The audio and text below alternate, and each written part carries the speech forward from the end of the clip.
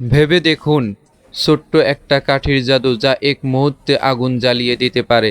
এই কাঠি আমাদের দৈনন্দিন জীবনে এক অবিচ্ছেদ্য অংশ, কিন্তু কখনো কি ভেবেছেন কিভাবে তৈরি হয় এই কাঠের কাঠি আর ম্যাক্সবক্স?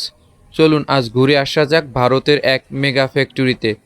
প্রথমে বড় বড় গাছ কাটা হয় এবং কাঠ থেকে পাতলা পাতলা শিট বানানো হয়।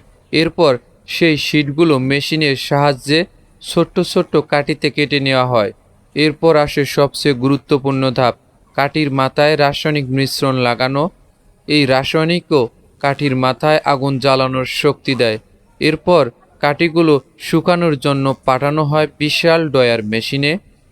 একদিকে যখন কাঠিগুলো প্রস্তুত, অন্যদিকে তৈরি হচ্ছে ম্যাক্সবক্স।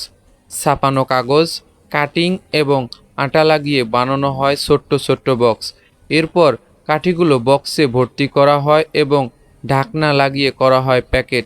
শেষ কথা, প্রতিদিন এই ফ্যাক্টরি থেকে লাখ লাখ ম্যাক্সবক্স তৈরি হয়ে পৌঁছে যাচ্ছে সারা দেশের আনাচে কানাচে।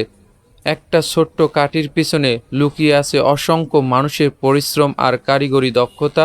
ভিডিওটা ভালো লেগে থাকলে লাইক কমেন্ট শেয়ার করে সকলের মাঝে ছড়িয়ে দেবেন এবং অন্যকে দেখার সুযোগ করে দেবেন।